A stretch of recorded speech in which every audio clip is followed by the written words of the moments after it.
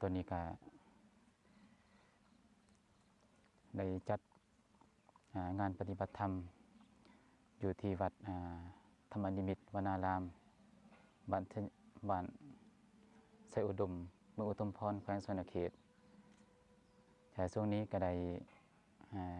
นำพาญาติโยมแล้วก็ทั้งครูบาอาจารย์เดินจงกรมเพื่อเป็นการเจริญสติสัมปชัญญะ การเจริญสติหรือสัมปชัญญะนั้นพระศาสดาเฮาตรัสว่าเพื่อเฮ็ดให้สติสัมปชัญญะนั้นสมบูรณ์นี่เมื่อสติสัมปชัญญะสมบูรณ์แล้วเฮาก็สิเห็นสัจธรรมตามความเป็นจริงฉะนั้นการเดินจงกรมพระพุทธเจ้าเฮาจึงให้เห็นความสำคัญในการปฏิบัตินั้นในวันหนึ่งพระพุทธเจ้าเพิ่นให้เฮานี่คือเดินคู่กับนั่งคือสลับกันทั้งวันทุกๆวันหลังจากการฉันภัตตาหารแล้วอาจจะว่า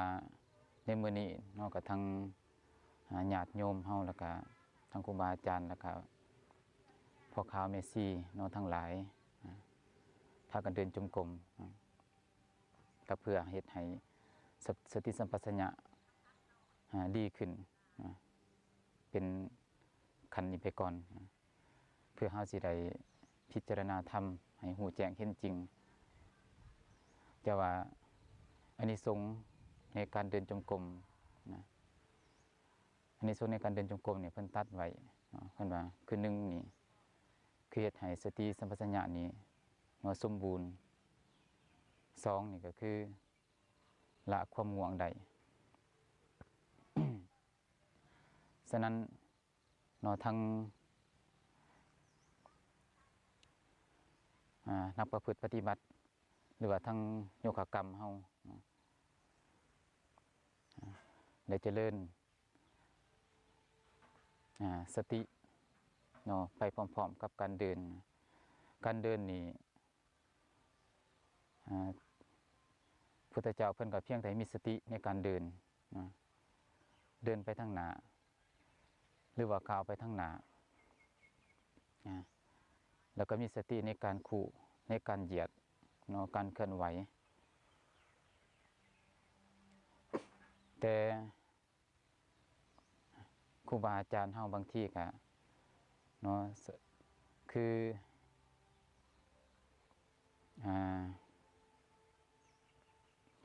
เป็นว่ากำหนดพุทโธในการเดินหรือบางทีก็1 2 3ในการเดินแต่ว่าเฮาปฏิบัติง่ายๆก็คือมีสติในการเดินเท่านั้นก็ได้มีสติในการเดินหูว่าเดินไปเรื่อยๆก้าวไปข้างขวาก็มีสติหูเบื้องซ้ายก้าวไปก็มีสติหูแล้วก็หูจิตของตนว่าเฮานี่คิดหยังหูไปเรื่อยๆตรงนั้นเป็นการเจริญสติปัฏฐาน4คือหูกายในกาย ในขณะเดินในเมื่อหูกายหรือเห็นกายในกายอยู่เป็นประจำดังนั้นแล้วสติสิดีขึ้นหรือหูเวทนาต่อไป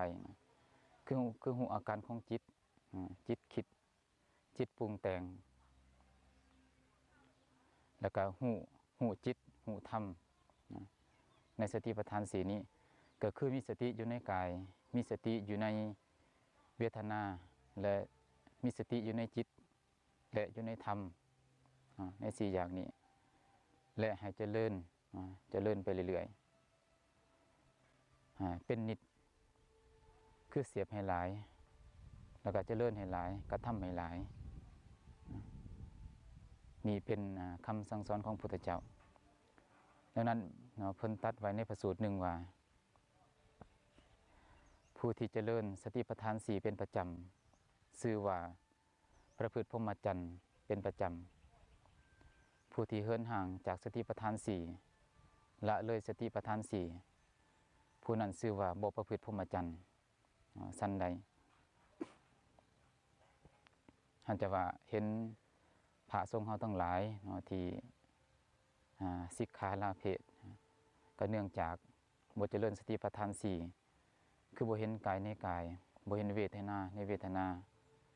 บ่เห็นจิตในจิตและบ่เห็นธรรมในธรรมนี่คือโดยหลักท่านจะว่าพวกเขาทั้งหลายที่ได้มาเดินจมกรมนั้นก็ชื่อว่าเจริญสติปัฏฐานสี่ได้เดินตามห้องห้อยพระศาสดาสัมมาสัมพุทธเจ้าโดยตรงจะว่าถึงเฮาปฏิบัติบ่เคร่งครัดหรืออุกิจจนเกินไปก็ตามแต่เอาเหตุพอประมาณผลที่จะได้รับก็พอประมาณก็ย่อมเกิดขึ้นตามกำลังแล้วก็อินทรีย์ของผู้ประพฤติปฏิบัติก็น่าอนุโมทนาหรือขออนุโมทนานำโยคะกรรมทั้งหลายก็คือผู้ประพฤติปฏิบัติธรรมให้หูแจ้งเห็นจริงตามหลักธรรมที่องค์สมเด็จพระสัมมาสัมพุทธเจ้าได้ทรงตรัสไว้ก็ขอไว้ใส่ให้พรให้มีอายุวรรณะสุขภาละมีดวงตาเห็นธรรมทุกๆคนเถิดสาธุ